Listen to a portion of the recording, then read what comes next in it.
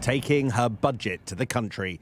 The Chancellor and the Prime Minister heading to the Midlands, one day after announcing their overhaul for the economy. But so far, it's not been a smooth ride. And then the scan is done here.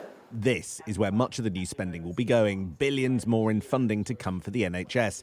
But the scale of the borrowing needed has already unnerved the markets.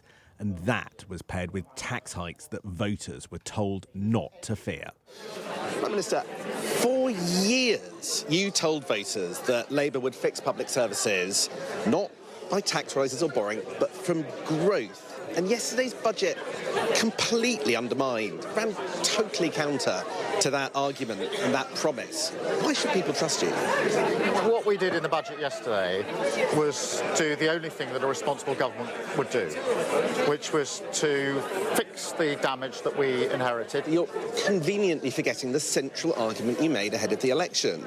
That was why growth was going to pay for public services. That is why you argued that Labour could be trusted. That is why you argued you were different from Jeremy Corbyn. And now you've just forgotten about that argument. Not at all. This is a budget for growth. And as you'll see from the growth forecasts, the significant growth in the early years, it flattens a bit, and then over 10 years there's growth again. That's not the height of our ambition.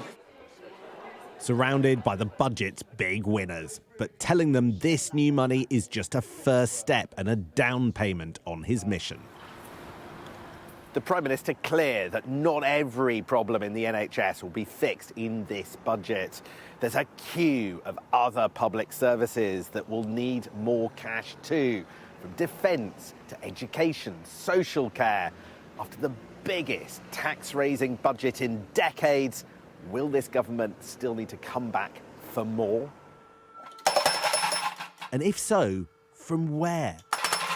Businesses have been drilling into the numbers for the tax hike announced this week.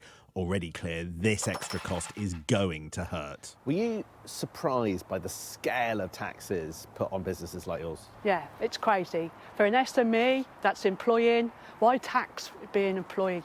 Because we are. Deidre and Sorin is a company of people we employ. So working people who are here might get smaller pay rises than they would have done because of this tax rise. It's going to end up to the employment, yes.